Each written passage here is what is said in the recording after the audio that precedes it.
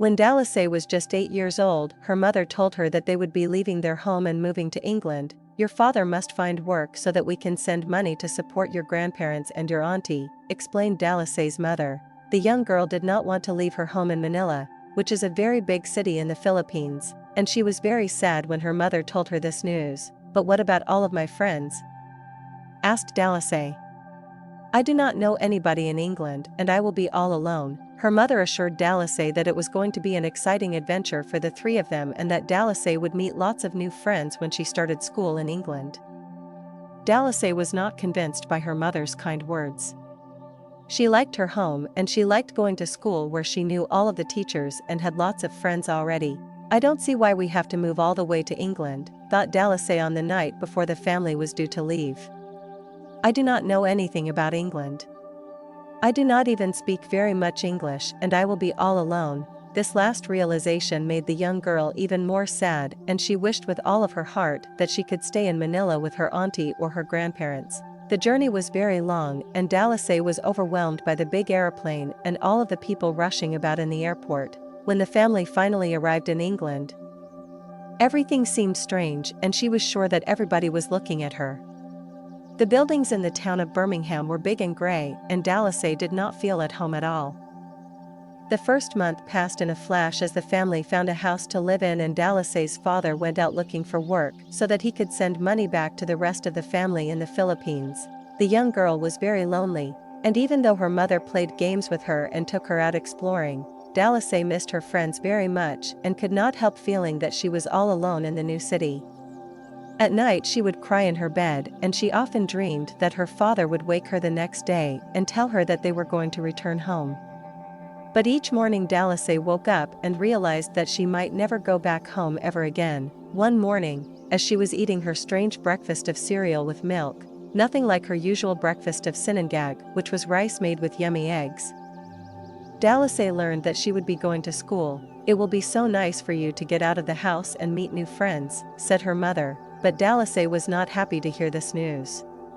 She missed her friends back home, and although she did want to get out of the house more, she was scared of going to school because she did not know anybody. Dalisay had seen lots of children as she and her mother explored the city of Birmingham, but none had spoken to her and she did not speak much English, which she knew was going to be difficult in school. When the morning arrived, Dalisay tried to pretend that she had a fever and was too sick for school. But her mother could always tell when Dalisay was pretending and so she was forced to get dressed and have her breakfast. Dalisay and her mother walked hand in hand all the way to the school gates where they were met by a teacher called Mrs. Murray. The teacher was very friendly and welcomed Dalisay to the school and told her mother that she could come and collect her daughter again at 3 o'clock. The morning passed in a blur as Dalisay was introduced to more teachers and lots of children who all smiled and said hello.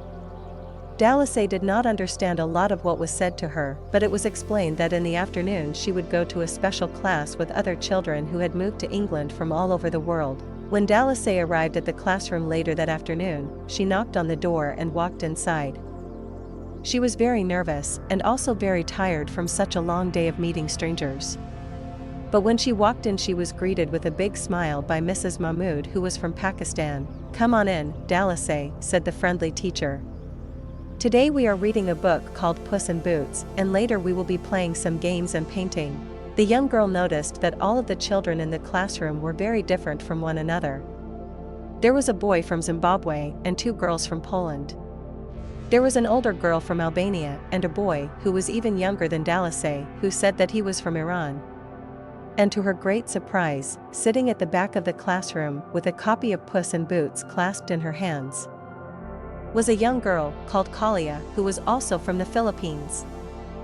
Come over here and sit next to me, exclaimed Kalia, who was just as surprised as Dalisay. The 2 girls became instant friends as Kalia explained all about the story of Puss in Boots and how they learned to improve their English with Mrs. Mahmood, who was the best teacher in the whole wide world. That afternoon, Dalisay talked to each and every one of the children in the class, and although she did not always understand what they were saying, she knew one thing for sure: all of the children had come to England to start a new life, and even though it was sometimes scary to be in a new place where you did not speak the language, there would always be somebody around who would help. And no matter where you went in the world, you would always find a friend. Dalisay realized then that she would never be alone.